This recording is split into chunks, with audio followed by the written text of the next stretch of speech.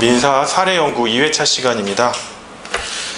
그 1회차 시간에 말씀드린 바와 같죠. 일단 저희 강의에 주된 교재라고까지는 할 수 없고 어떤 그 기본, 제가 제공해드리는 문제의 기본이 되는 건요, 사법연수원 42기 민사재판 실무 사례연구에 대한 것을 일단 기본으로 하되 그것만 하진 않고요. 제가 조금 저희 변호사 시험에 맞게 또는 출제 경향에 맞게 약간 변형을 하겠습니다. 그리고 그것뿐만 아니라 그 42기 이전에 41기나 40기에 출제되었던 문제, 그리고 이런 식의 유형의 문제가 법무사 시험에서 지금 몇 해째 계속 기출문제로 출제되고 있기 때문에요.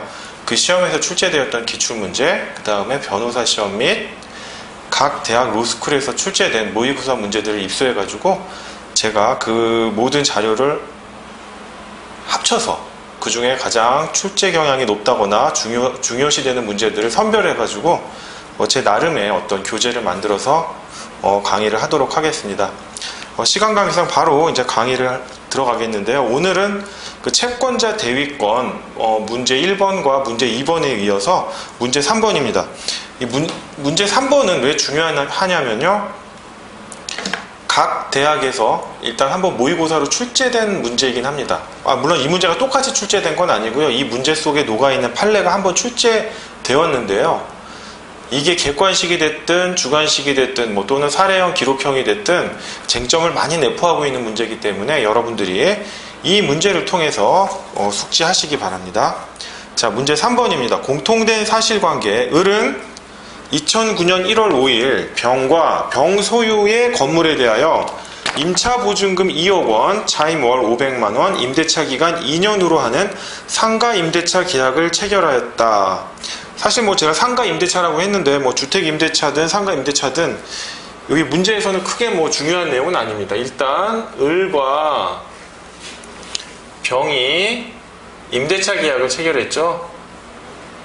임대차 계약을 체결했으니까 병소유의 건물이니까 을이 임차인에 해당되겠죠. 임차인. 병이 임대인이 되는 겁니다. 임대인. 그러면 어떤 관계가 있을까요? 을은 나중에 임차보증금 반환 청구권이 있겠죠.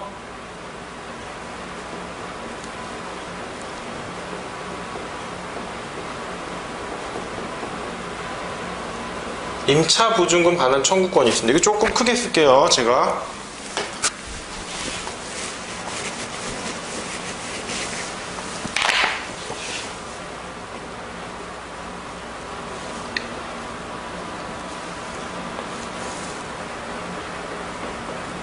임차보증금 반환 청구권이 있습니다.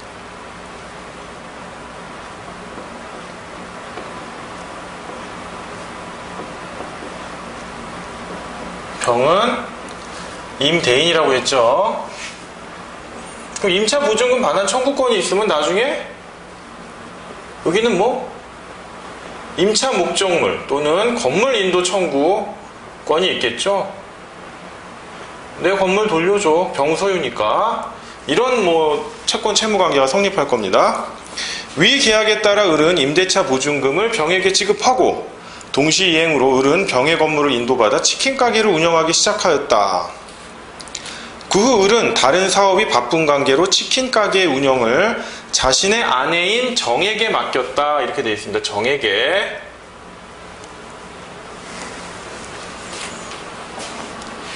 정에게 맡겼다. 이를 기화로 정은 임대차 기간 중인 2010년 5월 1일 자신에 대하여 금전 대여금 채권을 가지고 있는 갑이 채권자죠. 갑하고 을하고 채권 채무 관계가 있는 게 아니라 정이 있는 겁니다. 아내 정이.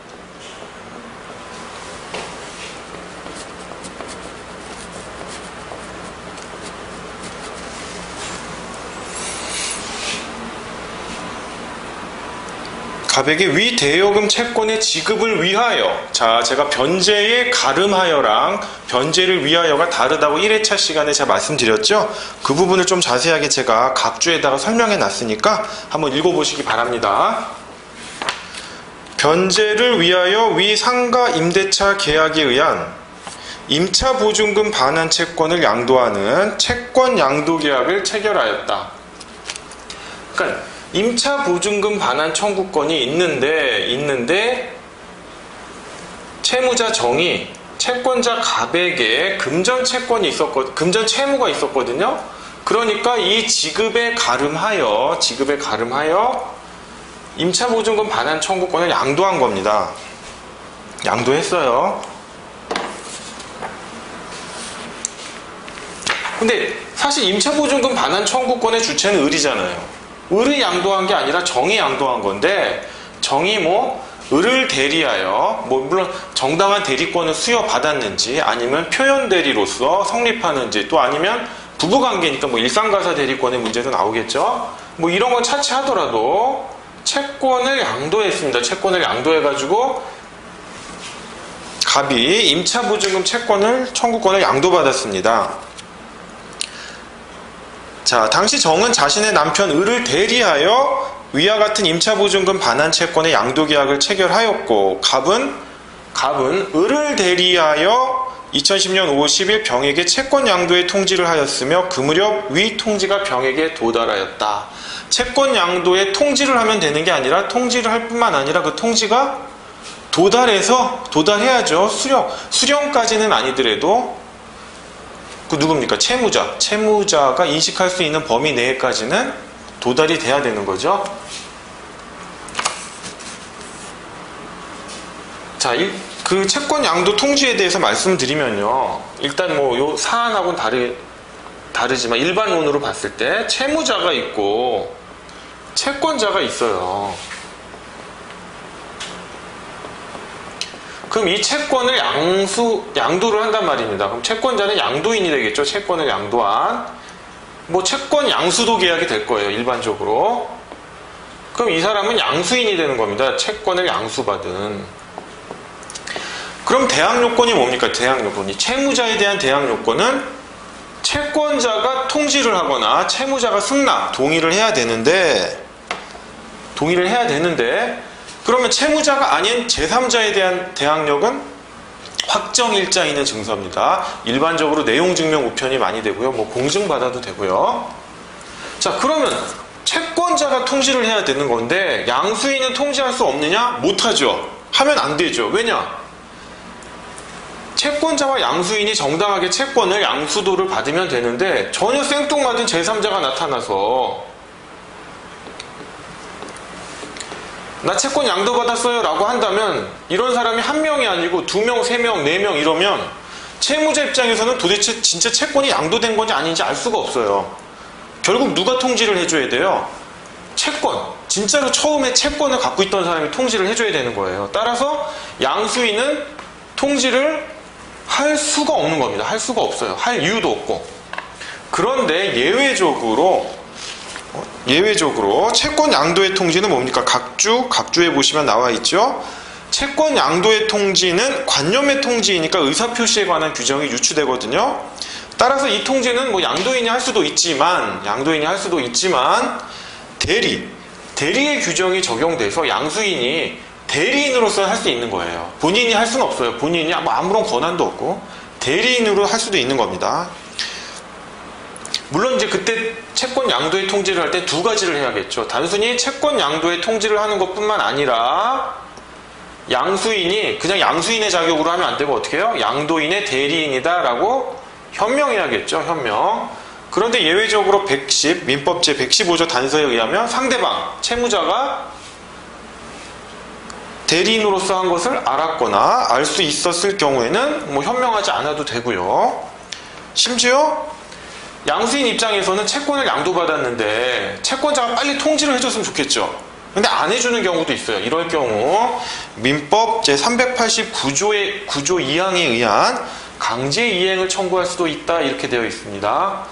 여러분 꼭 조문 찾아보셔야 돼요. 왜냐하면 시험장에 들어가면 여러분의 친구는 법전밖에 없으니까 법전을 읽어보면서 아 그때 내가 이래서 이때 이 조문을 찾아봤지 이렇게 숙제를 하셔야 됩니다. 그래서 문제로 돌아오겠습니다. 갑은 어떻게 보면 양수인이죠. 채권의 양수인. 임차보증금 반환 채권의 양수인이란 말이에요. 얘는 양도인. 엄밀히 말하면 양도인은 아니고 양도인은 얘예요. 임차인이 되는 거고 얘는 양도인의 대리인이 되겠죠. 대리인. 뭐 근데 대리인은 본인을 위하여 행위할 수 있는 거니까 채권을 양수받았어요. 그럼 통지는 누가 해야 됩니까? 의리하거나 의뢰 대리인이 정의해야 되죠. 정의해야 되는데 양수인도 할 수 있다. 채권 양도 통지에 대리권을 수여받았으면 갑에게 직접 대리를 해줘도 되고 정한테 대리권을 줬죠. 정당한 대리권을 줬죠. 일단 전제를 하는 겁니다. 정당한 대리권을 줬다고. 이 대리를 그 범위 내에서 또 복대리를 줄 수 있는 거니까 통지를 했어요. 그래서 채권 양도는 유효하게 이루어졌고 대항력을 구비한 겁니다.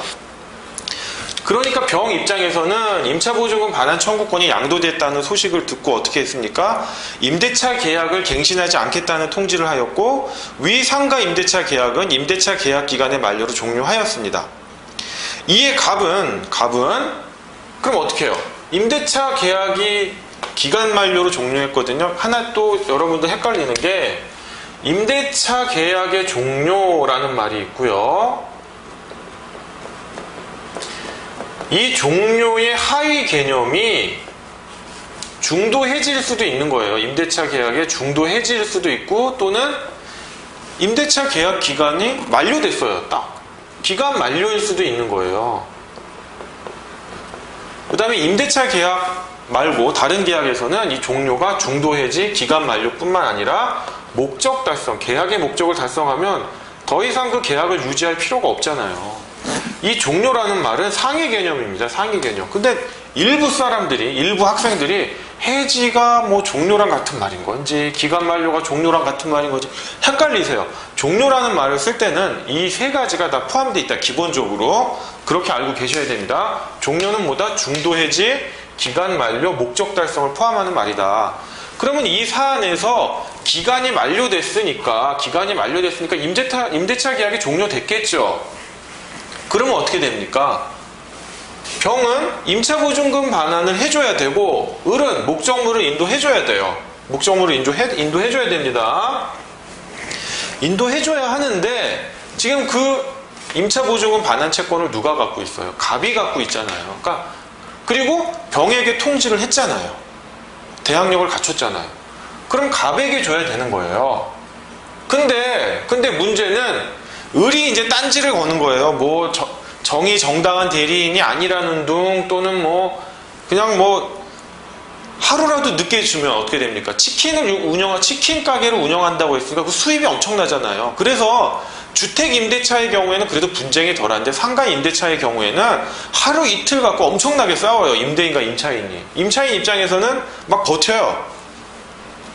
영업이익이 장난 아니니까. 하여간 어쨌든 그런 나쁜 의도인지는 모르겠지만 을이 안 준단 말이에요. 건물을 잘 안 넘겨줘요. 그러니까 임차보증금 반환 청구권과 건물인도 청구권은 뭐예요? 동시이행의 관계에 있잖아요. 동시이행의 관계. 그죠? 동시이행의 관계에 있으니까 갑이 아무리 병한테 임차보증금 반환 나한테 해 라고 해도 병이 그래 너한테 하는 거 맞아. 너 권리가 있어. 근데 얘가 건물을 안 주니까 나도 동시이행의 관계에 있어서 못 주겠다. 을에 대한 항변으로 갑에게 대항할 수 있잖아요. 그죠? 을에 대한 동시이행의 항변으로 갑에게 대항할 수 있잖아요. 그러니까 이제 갑 입장에서 답답하니까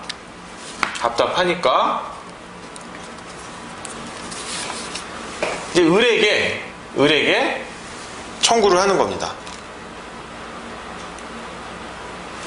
갑이 어떻게 청구를 하냐? 갑하고 을하고는 직접적인 관계가 없어요. 또한 갑이 을에게 직접 건물을 이쪽으로 넘겨라라고 말할 수 있는 아무것도 없어요. 그냥 채권을 양도받았을 뿐이고, 뭐 채권 양수도 계약을 맺었겠죠. 그 채권 양도를 위한 사전에. 근데 뭐 그 채권 양수도 계약에 건물도 뭐 인도하라, 병에게 인도하라라는 거를 뭐 채권 양수도 계약에 넣었다면 갑이 을에게 직접적으로 건물 인도를 해라라는 청구를 할 수 있지만, 일반적으로 채권 양수도 계약은 뭐예요? 그냥 너의 채권을 나한테 양수도 한다, 그것만 있기 때문에 일반적으로 그런 내용이 들어가 있을 리는 없어요. 보편적으로는. 그러니까 갑은 을에게 어떤 청구도 뭘 못해요. 못한다고요. 근데 건물 인도하라고 얘한테 얘기는 하고 싶어요. 그러니까 방법이 뭐가 있습니까? 그렇죠. 화살표가 이렇게 갔다 이렇게 가니까 딱 생각하는 게 대위죠. 채권자 대위권. 대위권이 있겠죠. 이에 갑은 2011년 6월 1일 병을 대위하여 을을 상대로 상가 임대차 계약의 종료를 원인으로 한 이 사건 상가의 인도를 청구하는 소송을 제기하는 거예요. 제기하였고, 심리 결과 병에게는 뭐 얘는 무자력은 아니래요. 무자력은 아니다. 자, 그럼 참 이게 신묘한 수예요. 신묘한 수. 갑이 병에게 채권이 있잖아요. 임차보증금 반환 청구권. 물론 이제 양도받은 거긴 하지만,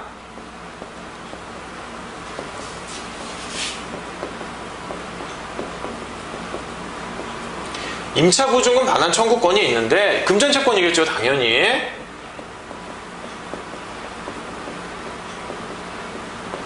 금전채권이겠죠. 이 자신의, 이게 피보존채권입니다. 동시에 피보존채권, 채권자 대위권 요건에서 이 피보존채권, 자신의 채권을 보존하기 위해서 병이 을에게 가지고 있는 채권이 뭐예요? 건물인도 청구권이겠죠. 이건 피대위 채권이겠죠. 이걸 대위 행사하는 거예요. 그러면 건물인도가 이행이 되니까 동시 이행 관계에 있는 임차보증금 반환 청구권도 이행이 돼야겠죠. 하지만 그건 누가 양도받았어요? 얘가 양도받았으니까 일로 와야죠. 그쵸? 그러니까 왜 건물 인도 청구권을 갑이 행사하려고 하느냐? 을의 동시 이행의 항변을 차단하기 위해서 그런 겁니다. 임차보증금 반환 청구권을 받으려고 하니까 을이 건물을 인도해줘야 되거든요. 건물 인도 안 해주면 병이 을한테 임차보증금이 안 가잖아요. 그 얘기는 뭐예요? 을한테 임차보증금이 안 간다는 거는 그걸 양도받은 갑에게 병이 임차보증금을 줄 수가 없어요. 즉 병은 건물을 인도받기 전까지는 임차보증금을 갑에게 못 줘요. 그러니까 을이 갖고 있는 동시 이행의 항변을 차단하기 위해서 건물 인도를 청구하는 거예요. 빨리 넘겨줘. 그럼 병 입장에서는 건물을 인도받았으니까 임차보증금을 줘야 되잖아요. 을에게. 그리고 그걸 양수받은 갑에게 줘야 되잖아요. 아주 신묘한 수예요. 신묘한 수. 그래서 채권자 대위권으로 하면 이렇게 상대방의 동시 이행의 항변권을 차단해서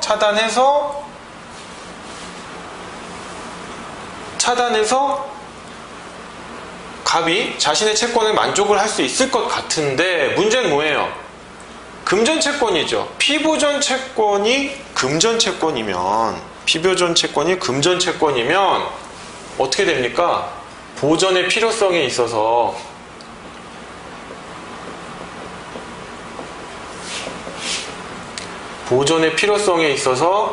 금전채권이면 무자력을 요하고요. 특정 채권, 소유권 이전 등기 청구권 같은 경우에는 무자력을 요하지 않잖아요. 그죠? 근데 갑이 갖고 있는 게 금전채권이니까 병이 무자력해야 되는데 사안에서 뭐래요? 무자력하지 않다고 그랬죠. 참 신묘한 수를 발견했는데 결국 채권자 대위권을 행사하지 못하는 건가? 하지만 대법원이 그러죠. 아니다. 할 수 있다라는 겁니다. 할 수 있다. 자, 한번 읽어볼까요? 대법원은 채권자가 자기 채권을 보존하기 위하여 채무자의 권리를 행사하려면 채무자의 무자력을 요건으로 하는 것이 통상이지만 임차보증금 반환 채권을 양수한 채권자가 그 이행을 청구하기 위하여 임차인의 건물 인도가 선이행되어야 할 필요가 있어서 그 인도를 구하는 경우에는 그 채권의 보존과 채무자인 임대인의 자력 유무는 관계가 없는 일이므로 채무자의 무자력을 요건으로 하지 않는다라고 판시했습니다. 아주 중요한 판례입니다. 다시 한번, 갑이 임차보증금 줘라고 하면 병은 어떻게 항변할 수 있어요? 건물 인도를 받아야죠. 건물 인도 받기 전엔 나 돈 못 줘요. 그죠? 그러니까 갑이 임차보증금을 받으려면 병은 건물 인도를 받게 해줘야 돼요. 받게. 근데 병이 차일피일 미루는 거예요. 뭐 건물인도 뭐 나 내일 받아도 되고 모레 받아도 되고 급하지도 않은데, 갑은 급하거든요. 돈이 빨리 필요하거든요. 그러니까 병을 대위하여 을에게 너 건물을 빨리 넘겨라. 건물을 빨리 넘겨서 동시이행의 항변을 차단한 다음에, 그러면 병이 임차보증금을 반환할 거 아니에요. 그죠? 그런데 그 임차보증금 반환 채권을 갑이 양수받았으니까 갑에게 줄 수가 있는 거죠. 아주 신묘한습니다. 그런데 보니까 금전채권이라 무자력 요건이 필요한데, 무자력해야 되는데 이 경우에는 무자력 요건을 필요로 하지 않는다. 아주 예외 판례죠. 즉, 이 채무자의 무자력 요건 보존의 필요성은 사실심 변론 종결시를 기준으로 합니다. 제가 적어놨죠. 근데 여기 판례에 보면 뭐 건물 인도가 선이행되어야 된다라고 하지만, 이거는 이 채권자 대위권을 채권자 대위권에 의해서 임차보증금 반환 청구권을 받기 위한 걸 설명해주기 위한 거지, 실은 임차보증금 반환 청구권과 건물 인도 청구권은 동시이행 관계입니다. 동시이행 관계. 괜히 또 이게 뭐 하나가 먼저 선이행되어야 된다 이렇게 오해하시면 안 돼요. 이 판례를 읽고. 그러면 제가 또 다른 예를 들을게요. 임차보증금 반환 청구권과 건물 인도 청구권이 동시이행 관계에 있는데, 자, 임차보증금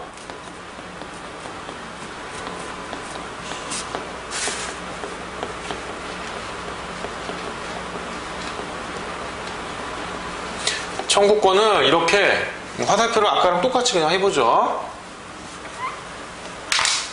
임차보증금 반환 청구권은 임차인한테 줘야겠죠. 임차인에게. 그럼 임대인에게는 어떤 권리가 있느냐?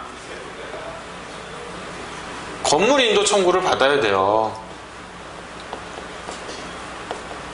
그죠? 그런데 임대인 입장에서는 임차보증금을 돌려줄 때 어떻게 합니까?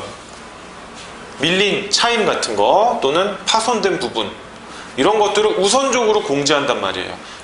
엄밀히 말하면 상계 같은 건데 상계란 말을 안 써요. 법원이 공제라는 말을 써요. 이 공제라는 말이 조금 상계보다 강하게 느껴질 수 있는데, 왜냐? 보세요. 이게 이제 민사집행법 쪽 쟁점인데, 임차인은 채권자가 있어요. 이 채권자가 자신의 어떤 뭐 금전채권일 수도 있겠죠. 이 금전채권에 기초해서 강제 집행을 해보고 싶은 거예요.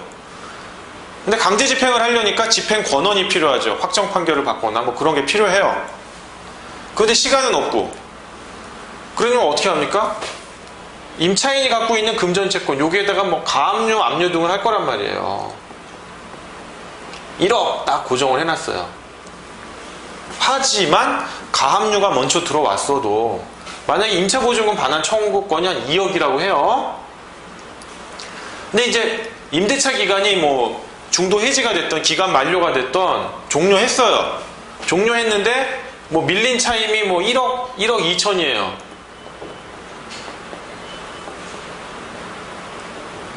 그러면 선생님, 가압류가 먼저 왔잖아요. 그렇지. 밀린 건 나중에 밀린 거잖아요. 그렇지. 그러면 아무리 1억 2천이라고 하더라도 가압류 1억을 제외한 2억에서 1억 빼면 1억 남죠. 가압류 1억을 뺀 나머지 차액인 1억 한도 내에서 임대인이 공제받아야 되는 거 아닙니까? 왜? 가압류가 먼저 잡아놨으니까. 이런 생각하시는 분들이 있는데 공제는 무조건 우선입니다. 공제는 무조건 우선. 가압류 이후에 임차인이 차임을 지급 안 했어요. 그래서 밀렸더라도 공제가 먼저예요. 그래서 가압류를 무력화시키는 방법 중에 하나가 가압류가 딱 들어오잖아요. 그럼 그때부터 임차인이 뭐 일부러 뭐 임대 목적물을 부시진 않겠죠. 부시진 않지만 차임을 밀려요. 밀려가지고 처음에 가압류 할 때는 밀린 차임이 뭐 5천만 원밖에 안 됐는데 가압류 들어왔어? 계속 밀려요. 계속. 그래가지고 뭐 1억 2천이 됐다고 합시다. 지금같이. 그래도 이 1억 2천이 먼저 공제를 하는 거예요. 이게 바로 공제예요. 임차보증금의 공제. 그러니까 요걸 아셔야 됩니다. 가압류를 아무리 해놔도 공제가 우선이기 때문에 가압류권자가 피해를 볼 수 있어요. 하지만 이거 갖고 가압류권이 침해됐다라고 대법원은 보지 않습니다. 이 부분도 하나 팁으로 알아두시기 바랍니다. 이거 일단 지우고요. 하여간 1번 문제는 이렇게 완료를 하겠습니다. 그러면 만약 갑이 요 소송을 제기하기 이전에 임대인 병이 임차인 을을 상대로 착하게 건물인도 청구를 한 거예요. 그런데 위 소송에서 을이 위 상가 건물을 매수하였다는 항변을 하였고 이 항변이 받아들여져 병의 청구를 기각하는 청구 기각 판결이 선고되고 위 판결이 2011년 5월 20일 확정되었다면 갑이 제기한 위 소송은 적법한가? 자, 임차보증금 반환 청구권을 을이 받아서 을이 받을 수 일단 있어야 돼요. 그래야 그 채권을 양도를 받은 양수인 갑이 병에게 청구할 수 있잖아요. 근데 병 입장에서는 뭐예요? 동시이행의 항변으로 건물 인도를 받아야 되거든요. 그런데 빨리 병이 나서서 을에게 건물 인도해라고 소송을 제기하면 좋은데 돈이 많은가 봐요. 차액피일 미뤄가지고 갑이 병을 대위해서 을에게 건물 인도 청구를 하고 그럼 동시이행 관계에는 임차보증금도 반환해야겠죠. 하지만 양수인인 나한테 기결되는 거죠. 그게 1번 문제였는데 2번 문제는 뭐냐면 병이 친절하게 건물 인도 청구 소송을 했어요. 했는데 결과가 좋으면 상관이 없는데 진 거예요. 패소했어요. 을이 도중에 이 임차 목적물을 샀나 보죠. 뭐 매매를 해가지고 샀는지 해가지고 그 재판이 언제? 2011년 5월 20 패소로 확정되었다라는 게 문제 2번이죠. 그럼 갑이 제기한 소송은 공통된 사실관계에서 언제 제기했나요?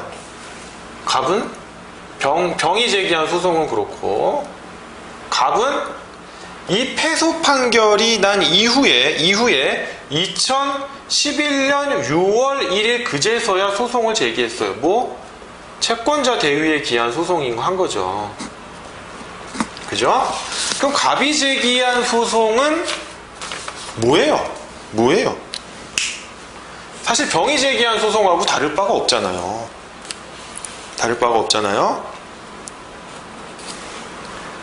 그럼 이제 두 가지 문제가 생기는 거예요. 두 가지 문제가. 어떤 문제가 생기냐? 이거 혹시 병이 이미 제기했는데 기판력, 그쵸? 기판력이 문제되지 않을까?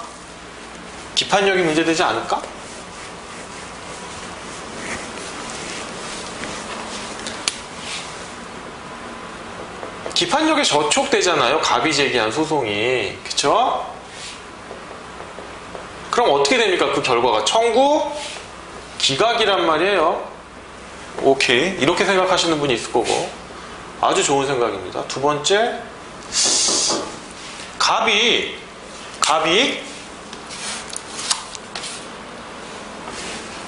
채권자 대위 소송을 하려면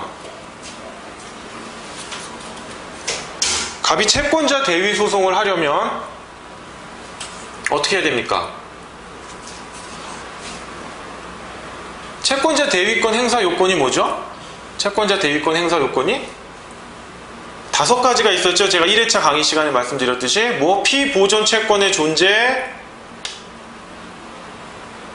피보존 채권의 변제기 도래, 3번 보존의 필요성, 4번 피대위 채권의 적격성, 4번 채무자의 권리불행사. 이런 게 있었단 말이에요. 이런 게 있었단 말이에요. 근데 5번에 딱 걸리지 않아요? 채무자가 이미 권리를 행사했잖아요. 행사하니까 야 이거는 채권자 대위권 행사 요건인 5번, 즉 당사자 적격을 흠결했다. 흠결하니까 어떻게 된 거예요? 채권자 대위권 행사 요건 중 제가 5가지가 있는데 1, 2, 3, 5번이 소송 요건이라고 했죠. 소송 요건을 결여해서 부적법 각하해야 되지 않느냐, 이런 결론도 나올 수 있죠. 이 2가지가 다 되는 겁니다. 2가지 다 맞아요. 맞는 얘기인데, 그러면 부적법 각하할 수 있는 사유랑 청구기각 사유가 결여되면 어떻게 판결을 하는 게 맞느냐라고 했을 때 저는 이거에 대해서 뭐 아직 책에는 뭐 없는 것 같아요. 제가 찾아봤는데 책에는 없는데, 이렇게 2가지 사유가 중복되면 부적법 각하를 하는 게 맞지 않나 이렇게 생각을 해요. 왜냐하면 부적법 각하는 뭡니까? 소송 판결이라고 하잖아요. 우리가 소송 판결이라고 하잖아요. 뭐 보이시나요? 제가 보여야 되는데. 소송 판결이라고 하잖아요. 소송 판결은 어떻습니까? 소송 판결에서 부적법 각하가 나서 그 소송 요건이 흠결된 부분에 대해서 기판력이 발생하더라도 그거를 보정 또는 보완해서 다시 제소할 수가 있잖아요. 그러니까 원고한테 유리하잖아요. 원고한테. 그래서 부적법 각하를 해주는 게 맞지 않느냐라고 합니다. 저는 그런 생각이 들거든요. 왜냐하면 뭐 다르게 생각하실 수도 있어요. 또 뭐 아니 피고한테 유리하게 청구 기각 판결을 하는 게 맞지 않습니까? 라고 할 수도 있는데 그래도 원고를 보호해 주는 게 타당하지 않은가 이런 생각이 듭니다. 뭐 결론은 여러분들 편한 대로 내려주세요. 뭐 정답이 있는 게 아니니까. 그럼 이제 다르게 생각하시는 분이 있어요. 다르게 생각하시는 분이 뭐냐? 부적법 각하는 아닌 것 같다. 선생님은 둘 다 된다고 했는데 둘 중에 어디를 취할지 여러분들이 판단하셔라 라고 했는데, 나는 이게 아니라 애초에 2번이 안 된다고 생각한다. 1번만 된다고 생각한다. 그럼 그 사람들의 견해는 뭘까요? 소송 요건을 갖췄다는 거죠. 근데 왜 갖췄다라고 생각하느냐? 이런 거죠. 병이 패소 확정 판결을 받았어요.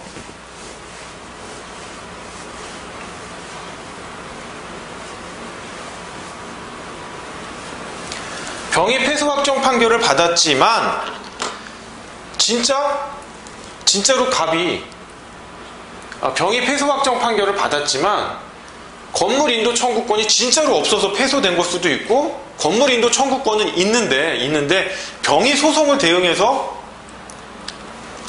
잘못해서 진 것일 수도 있어요. 그렇기 때문에 병이 패소 확정 판결을 받았지만 진짜 병에게 실제로 채권, 청구권이 있다면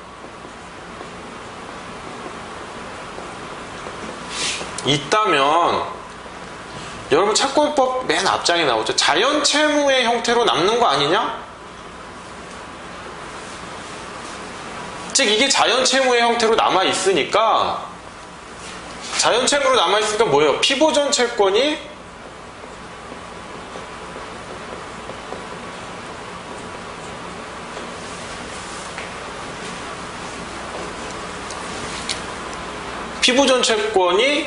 존재하는 거 아니냐 이렇게 얘기하시는 분이 있어요. 존재하는 게 아니냐? 상당히 생각 많이 하신 분이죠. 생각 많이 하신 거죠. 그 자연채무 쪽을 보시면 자연채무 중에 여러 개가 있어요. 뭐 소멸시효가 완성된 채권 또는 뭐 패소 확정 판결을 받은 채권 이런 게 있는데 판례는 뭐 자연채무다 아니다에 대해서 언급한 바 없는데 학설들이 나눠져 있어요. 뭐 소멸시효가 완성된 채권도 이게 자연채무냐 아니냐에 대해서 학설 대립이 있고 패소 확정 판결을 받은 채권도 자연채무냐 아니냐라는 학설 대립이 있는데 그런 학설 대립을 떠나서 자연채무란 게 근데 뭐예요? 자연채무란 게 소구 가능성이 없잖아요. 자연채무는 소구 가능성이 없단 말이에요. 자연채무는 소구 가능성은 없고 채무자가 임의로 이행을 해주면 수령할 수 있는 급부 보유 능력은 갖고 있단 말이에요. 급부를 보유할 수 있는 능력만 갖고 있어요. 그냥 임의로. 그래 내가 도의적으로 줄게 그러면 그거를 수령할 수 있는 급부를 보유할 수 있는 능력만 있지 임의로 이행하라. 재판상 이행은 못하겠죠. 패소 확정 판결을 받았으니까 기판력에 의해서 재심 사유가 아닌 한은 사적으로도 이행을 못한다는 거예요. 이행 청구를. 그러면 이행 청구를 못하면 소구 가능성이 없는데 급부 보유 능력만 있다고 해서 아무리 자연채무라고 하더라도 피보전 채권이 존재할 수 있느냐? 존재한다고 볼 수 있느냐? 요건 의문입니다. 요건 의문. 저는 아니라고 봐요. 실제로도 아니에요. 아닌 거예요. 자연채무니까 피보전 채권이 존재할 수도 있다라는 말씀하시면 안 되는 거예요. 물론 거기까지 생각하시는 건 좋은데 따라서 아까 결론과 같이 기판력에 저촉돼서 청구 기각할 수도 있고 2번 피보전 채권의 부존재로 죄송합니다. 피보전 채권의 부존재가 아니고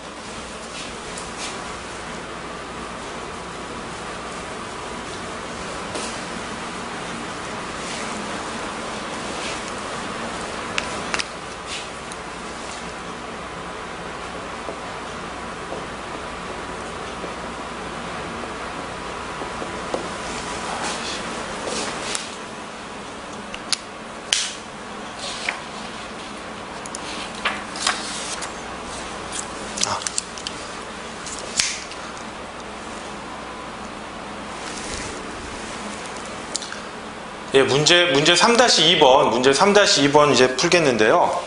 자, 문제 3-2번은요. 뭐냐면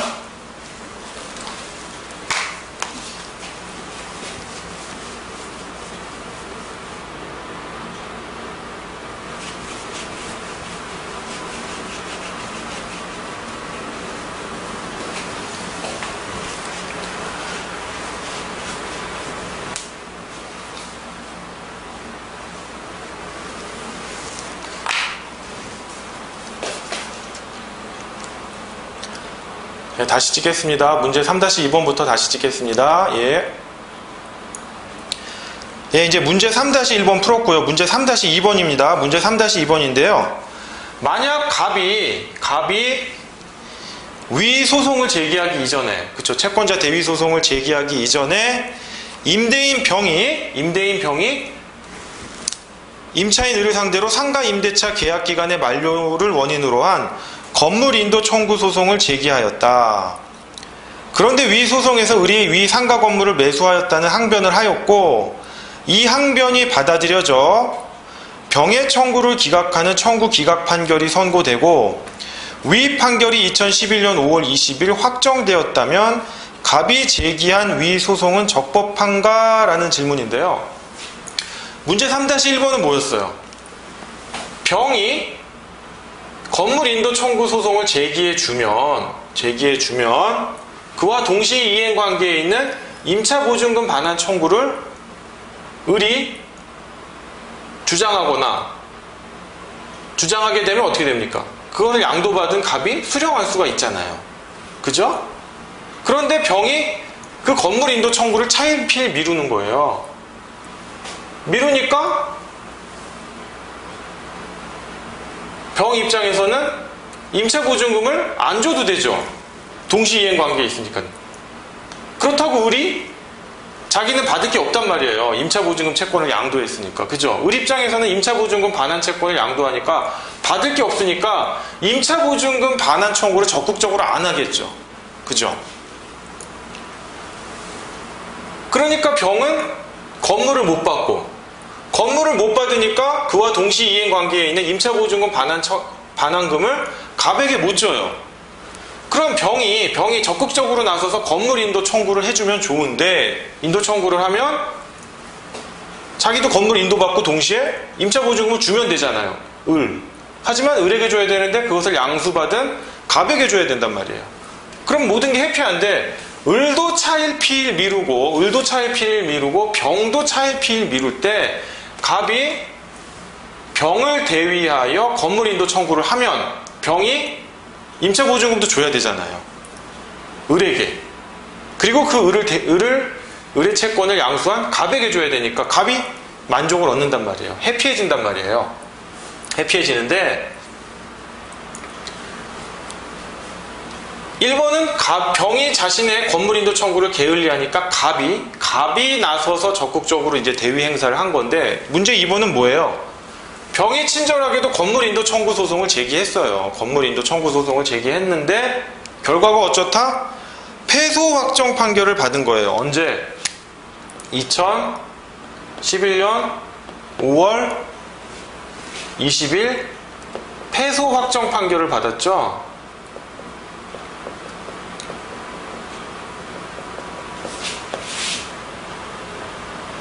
패소 확정 판결을 받았단 말이에요. 누가? 병이 받았는데, 그런데 갑이 채권자 대위 소송을 제기해요. 병을 대위해요. 똑같이 건물인도 청구 소송을 제기해요. 이게 혹시 가능한 거냐? 이게 가능한 거냐?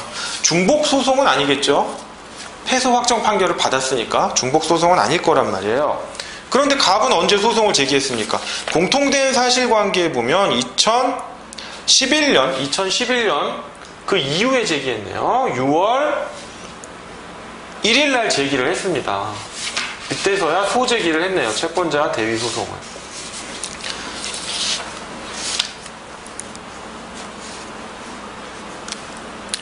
그러면 이거를 딱 보면 두 가지가 일단 떠오르셔야 돼요. 두 가지가 뭐냐면, 선생님 갑이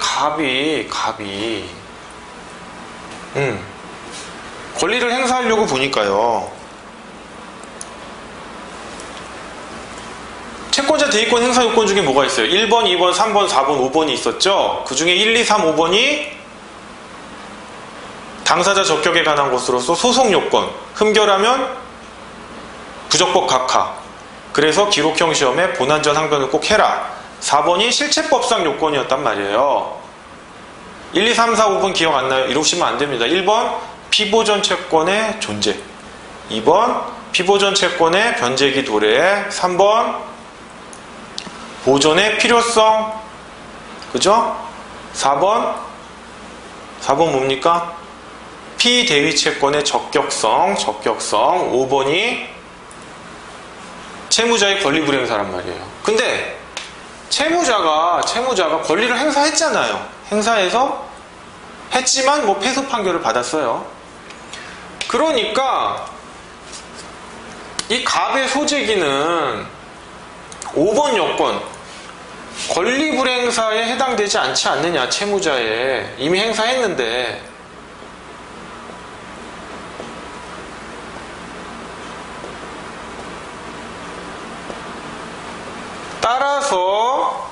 따라서 당사자 적격 흠결,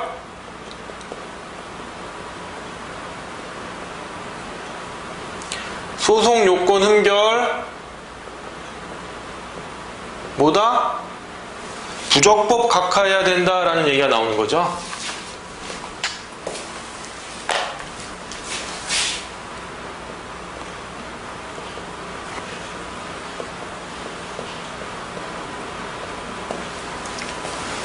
다른 분은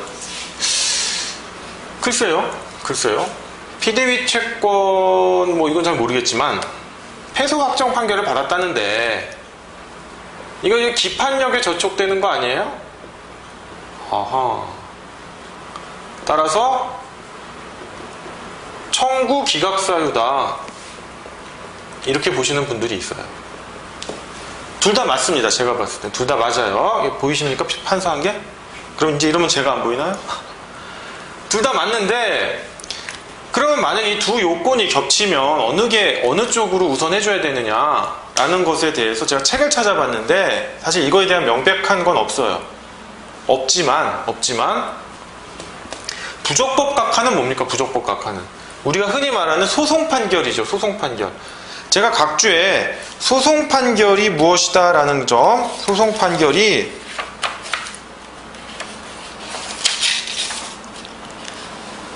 본안 판결과 어떤 차이가 있는지 요 네 가지 뭐 반드시 아셔야 되는데, 그거를 이제 제가 각주에다 적어놨는데, 특히 소송 판결은 그 소송 요건이 흠결된 요 부분에 대해서 기판력이 생겨요. 소송 판결도. 하지만 본안 판결의 기판력과 달리 뭐예요? 보완을 하면 다시 소송을 제기할 수 있잖아요. 그래서 원고에게 유리한 부적법 각하를 하는 게 맞지 않느냐라는 게 제 생각입니다. 제 생각이고, 뭐 대법원이 이에 대해서 명시적인 언급은 한 바가 없지만, 일단 이 두 가지는 다 해당된다. 이 둘 중에 어느 것을 선택할지는 여러분들이 판단하는데, 뭐 그거에 대해서 이쪽이 옳다라고 생각했다고 해서 뭐 틀린 답은 아니겠죠. 물론 이제 이 두 개는 다 알고 계셔야죠. 이 두 개에 대해서는.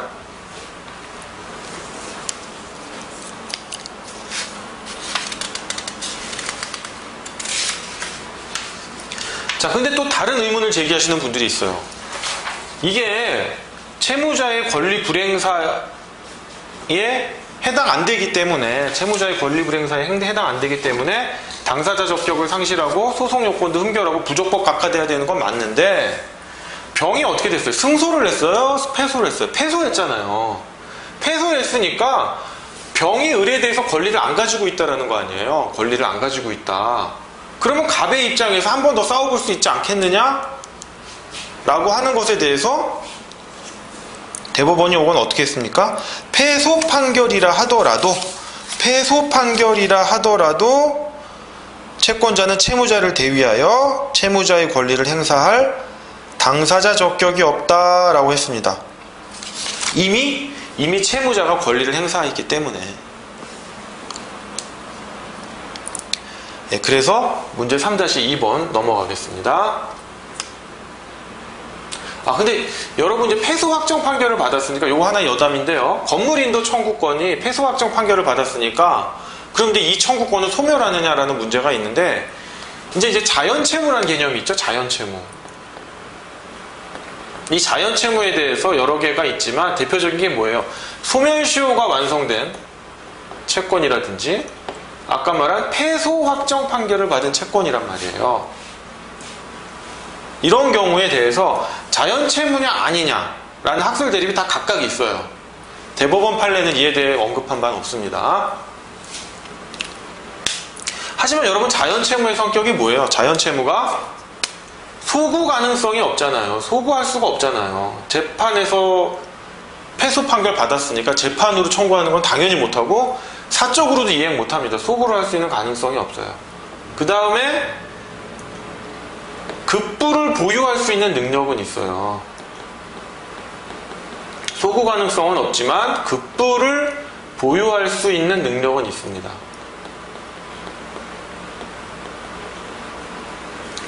능력이 있습니다. 급부를 보유할 수 있는 능력이 있어요.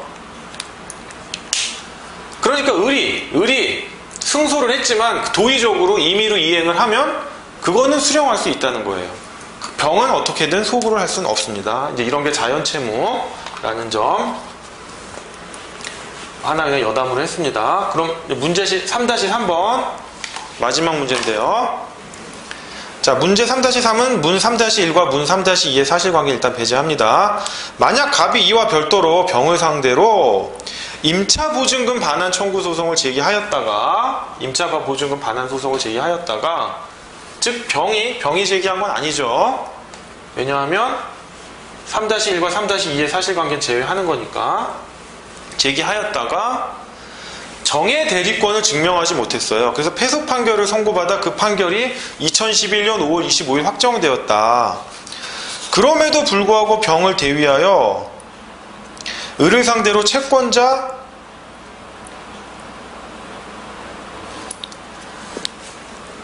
대위 소송을 제기하였다면 위 채권자 대위 소송은 적법한가라는 겁니다.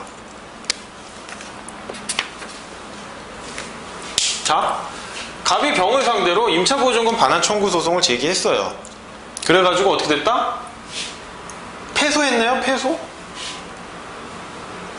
양도받았으니까 임차보증금 반환 청구를 양도받았으니까 임대인한테 청구할 수 있겠죠. 그래서 패소 확정이 됐어요. 언제? 2011년 5월 25일이네요. 오케이. 패소 확정이 됐는데 갑이 뜬금없이 병을 대위하여 을을 상대로 채권자 대위 소송을 한 거예요. 채권자 대위 소송을 한 거예요. 그러면 뭐 좀 이상하죠? 아까는 뭐였어요? 병이 을에게 소송을 제기해서 패소당한 거죠? 그죠? 문제 3-2는 문제 3-3은 뭐예요? 갑이 병을 상대로 소송을 제기했다가 패소했죠. 그죠? 그리고 갑이 병을 대위하여 을에게 소송을 제기하는 거예요. 패소된 판결이 서로 3-2와 3-3이 다릅니다. 그러면 마찬가지로 여러분 겁내지 말고요. 원래 이론대로 가시는 거예요. 채권자 대위권의 행사 요건 중에 이 부분이 뭐예요? 피보존 채권이잖아요. 그럼 피보존 채권이 존재하는 거예요? 안 존재하는 거예요? 피보존 채권이 부존재하죠. 부존재하죠. 제가 아까 여담입니다 라고 해서 자연채무 얘기했죠. 자연채무 남아있기 때문에 자연채무로 남아있기 때문에 비록 패소 확정됐지만 갑이 병을 대위하여 을에게 청구할 수 있는 채권자 대위 소송은 할 수 있는 거 아니냐? 라는 반론이 가능하겠죠. 자연채무로 남아있으니까. 근데 제가 뭐라고 그랬어요? 자연채무는 뭐다? 대법원 판결이 자연채무 아까 종류 뭐? 1.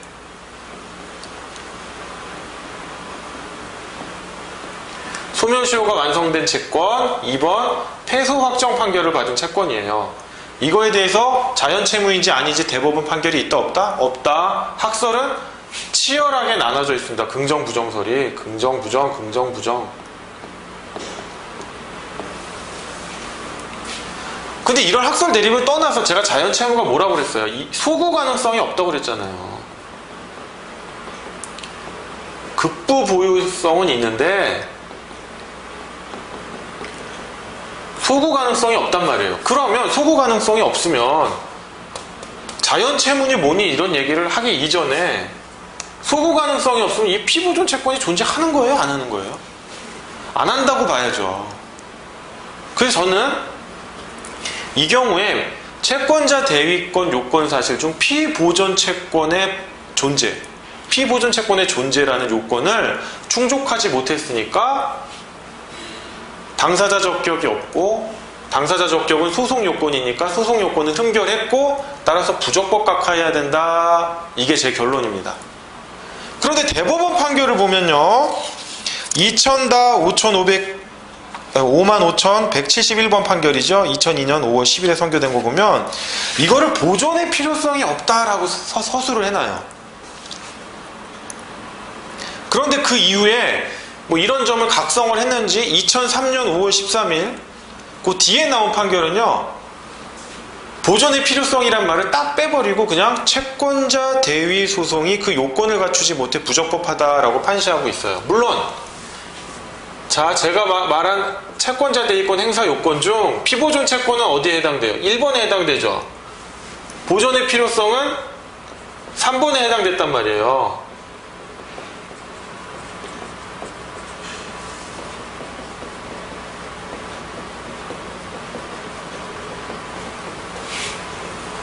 그죠? 결과는 어때요? 1번을 결여하나 3번을 결여하나 결과는 부적법 각하입니다. 그죠? 결과는 똑같은데 어느 길로 갔냐 이거예요. 대법원 판례는 처음엔 일로 갔다가 슬그머니 아무 얘기 없이 그냥 이 얘기만 해요. 채권자 대위권 요건 사실을 결여했다. 근데 저는 피보존 채권이 부존재한다라고 하는 게 맞지 않나라고 생각을 합니다. 그래서 그렇게 해서 문제 3-3번을 풀었습니다. 그 각 판례는 제가 각주에 달았으니까요. 한번 보시기 바랍니다. 자, 그 다음에 이제 시간이 얼마 없는데요. 시간이 얼마 없는데 문제 4번입니다. 문제 4번. 문제 4번을 풀겠는데요. 요게 이제 민법상 조합하고 연결이 돼요. 민법상 조합하고 연결이 되는데 여러분들이 이제 신문 기사나 여러 판례를 읽다 보면 민법상 조합에 대한 판례보다는 뭐예요? 재건축 조합, 뭐 재개발 조합, 심지어 요즘은 주택법에서 지역주택 조합 이런 게 뭐 나온단 말이에요. 그러다 보니까 자꾸 조합의 성격을 헷갈려 해요. 우리가 시험에서 대비해야 되는 조합은 민법상 조합입니다. 민법상 조합. 그런 특별법에서 인정되는 조합에게 어떤 권리가 인정된다고 해서 아, 민법상 조합도 이런 권리가 당연히 인정되겠지라는 생각을 하시면 절대로 안 돼요. 절대로 안 됩니다. 자, 제가 이거 빨리 설명드릴게요.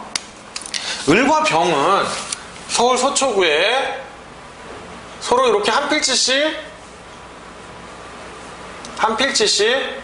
땅을 연접해서 갖고 있었어요.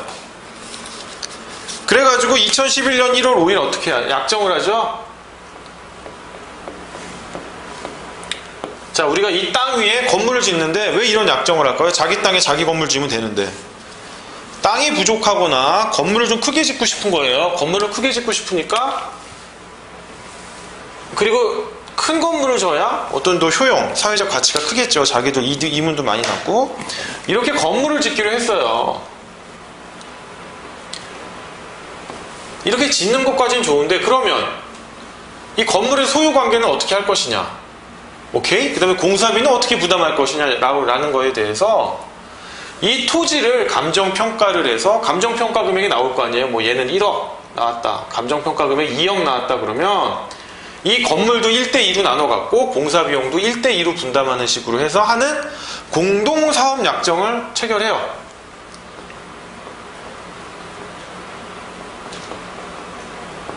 그 공동사업약정은 뭐예요?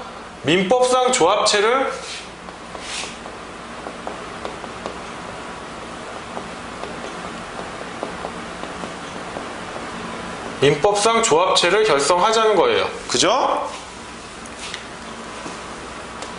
그리고 뭘 합니까?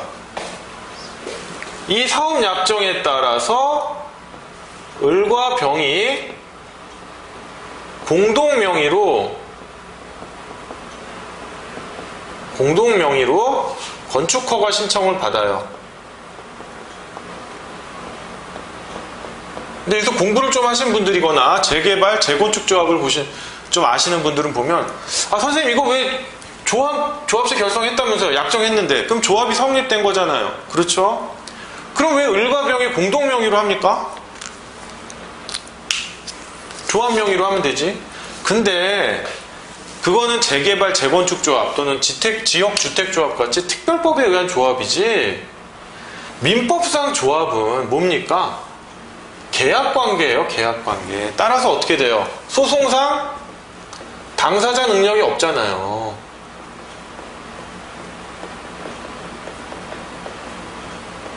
당사자 능력이 없습니다. 심지어는 부동산 등기법상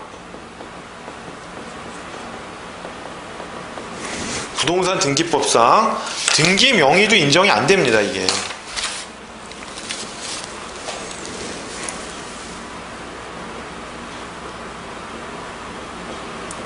그래서 조합 명의의 등기를 할 수 없어 부동산을 계쟁물로 하는 소송의 주체도 안 되는 거예요. 등기 명의도 없으니까.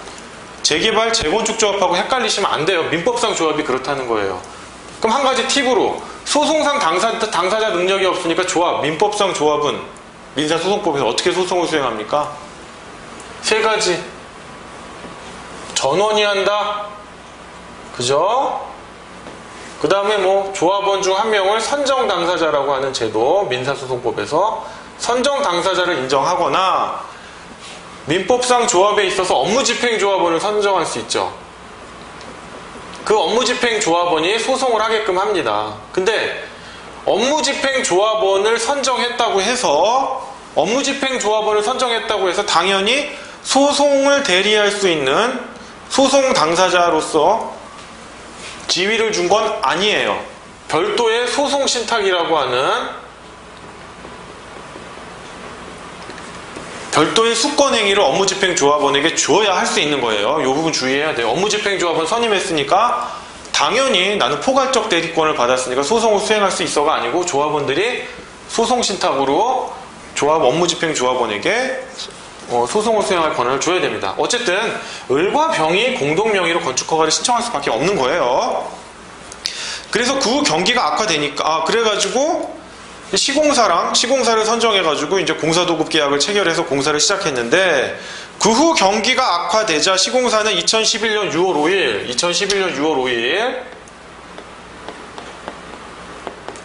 공사를 중단해요. 공정률 30%에서 거의 뭐 땅만 판 것 같아요.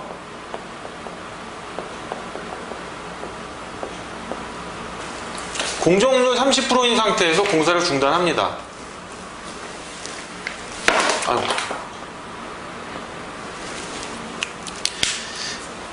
그래서 을과 병은 공사 재개 여부에 대해서 서로 다툼이 있었는데 의사의 합치를 보지 못했고요. 이에 공사 재개를 주장한 을은 이 공사 재개에 합의를 하지 않았다는 게 위 조합에서 탈퇴한 것이다 라고 보고 2011년 9월 5일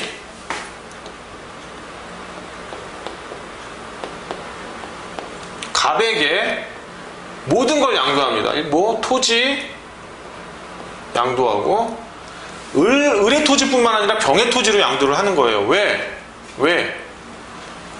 두 명이 조합원인 조합에서 한 명이 탈퇴를 하면 원칙적으로 조합은 해산을 해야 되는데 대법원 판례가 있죠. 특별한 사정이 없는 한 1인의 단독 소유로 한다라는 게 있어요. 1인의. 그러니까 을 입장에서는 병이 탈퇴했다라고 보니까 그래? 조합 해산은 아니고 뭐다? 나의 단독 소유야? 이렇게 되는 거예요. 그럼 병은 탈퇴를 했는지 안 했는지 그걸 떠나서 탈퇴를 하면 다 뺏기는 건가요? 토지도 뺏기고 건물에 대한 지분도 뺏기고 그건 아니죠. 조합관계에서 조합원이 탈퇴를 하면 나중에 어떻게 합니까? 나중에 그 지분만큼 환가를 해서 주죠. 환가를 해서 주는 거예요. 근데 일단은 지금은 사업 진행 중이니까 병의 토지도 또는 병의 건물 지분도 일단 을 조합원 1인 조합원 을의 단독 소유가 된 겁니다. 그래서 토지와 건물 그 다음에 뭡니까? 건축허가 명의까지 이전해 주겠다. 이게 제일 중요하죠. 건축허가 명의까지 줘야 되는 게. 이런 약정을 했어요.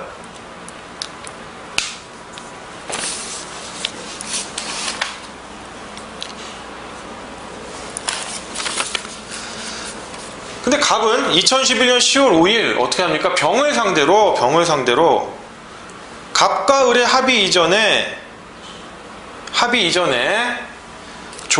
병이 어떻게 됐다고요? 조합에서 탈퇴함에 따라 단독 조합원인 을이 이 사건 토지와 건물 및 건축 허가권을 단독 소유하게 되었다고 주장하며 자신의 을에 대한 이 사건 건축허가 명의 변경 청구권을 보존하기 위해 을을 대위하여 병에게 이 사건 건축허가 명의를 을 앞에 변경할 것을 구하는 내용의 소송을 제기하였다. 그러나 위 소장 부분을 송달받은 병은 자신이 조합 탈퇴 의사를 표시한 적이 없고 여전히 조합원 지위를 가지고 있으므로 을이 갑에게 임의로 조합 재산을 처분한 것은 위법하다고 다투고 있다. 자, 병이 탈퇴를 했어요. 진짜 탈퇴를 했다면 2인인 조합원이 2인인 조합에서 한 명이 탈퇴를 하면 1인이 단독 소유하는 거니까 을이 갑에게 양도한 거는 정당합니다. 그런데 병이 탈퇴를 안 한 거라면 조합재산의 처분은 어떻게 해야 돼요? 물권 쪽에서 조합의 재산관계 뭐예요? 합유죠. 합유재산을 처분할 때는 어떻게 합니까? 합유관계에서 전원의 동의가 있어야 되죠. 합유자 전원의. 근데 조합의 경우에는 조합 규정이 우선하죠. 조합 규정이 한번 조문 찾아볼까요? 700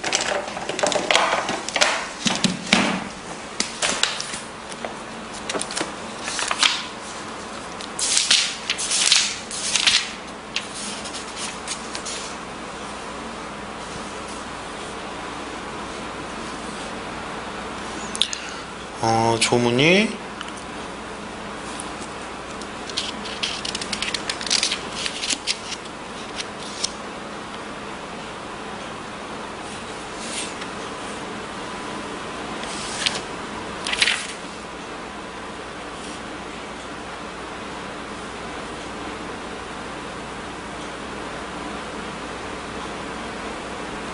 706조 2항이겠죠? 706조 2항. 조합의 업무 집행은 조합원의 과반수로서 결정한다. 업무 집행자 수인인 때에는 그 과반수로서 결정한다. 이 부분이 되겠죠? 예. 그런데 2명밖에 없으니까 그 과반수라는 건 뭐예요? 반을 넘어야 되죠. 그러니까 사실은 전원이 있어야 되는 경우랑 마찬가지예요. 자, 여기서 그 합유재산 처분에 관해서 합유재산의 처분에 대해서 민법 물권편의 규정이 우선하는 게 아니라 조합편의 규정이 우선한다. 그리고 조합편의 규정에 의하면 과반수, 조합원 과반수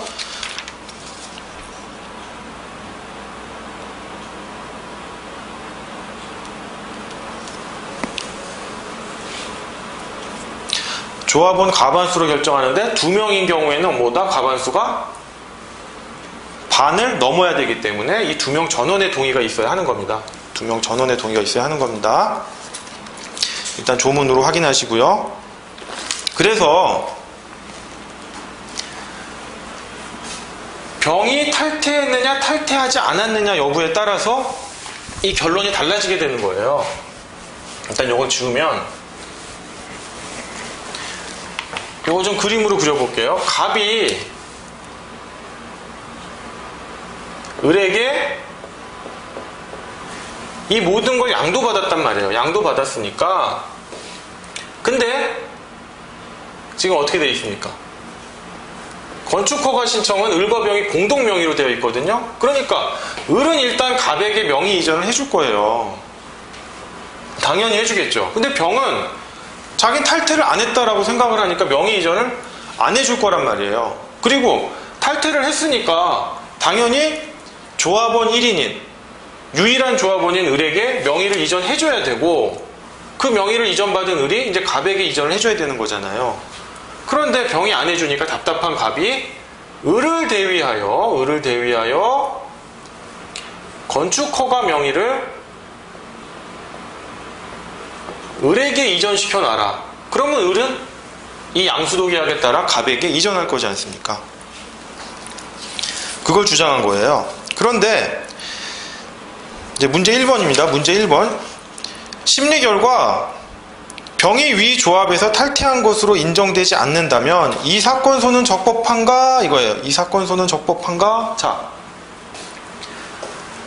공사 중단한 요 시점 요 사이가 되겠죠. 요 사이에 공사를 재개할까 말까라고 합의를 했는데 병이 재개하지 않겠다라고 했어요. 재개하지 않겠다라고 하니까 을은 그걸 뭘로 봤어요?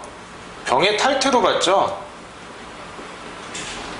병의 탈퇴로 봤단 말이에요. 그런데 뭡니까? 병이 탈퇴한 것으로 인정되지 않았어요. 않았다면 뭡니까? 탈퇴하지 않았다고 인정된다면 병이 탈퇴하지 않으면 어떻게 돼요? 탈퇴하지 않으면 이 병이 가지고 있는 토지와 건물에 대한 지분, 그 다음에 건축허가 명의 변경에 대한 이 권한이 조합원 1인인 유일한 조합원인 을에게 기속이 안 되는 거죠. 그러니까 을의 조합재산 처분행위가 뭐예요? 조합재산 처분행위가 무효가 되는 겁니다. 무효가. 그래서 답을 보시면 대법원은 건축 중인 건물의 양수인은 건축공사 진행에 필요한 행정관청에 신고 등을 하고 공사를 계속하기 위해 건축주 명의를 변경할 필요가 있고 준공검사 후 건축물 관리대장에 소유자로 등록하여 양수인 명의로 소유권 보존 등기를 신청하기 위해서도 건축주 명의를 변경할 필요가 있으므로 건축 중인 건물을 양도한 자, 즉 갑이 되겠죠. 건축 중인 건물을 양도한 자는 이제 을이 되겠죠. 을, 죄송합니다. 양도한 자가 건축주 명의 변경에 동의하지 아니한 경우 양수인으로서는 그 의사표시에 가름하는 판결을 받을 필요가 있다라고 했습니다.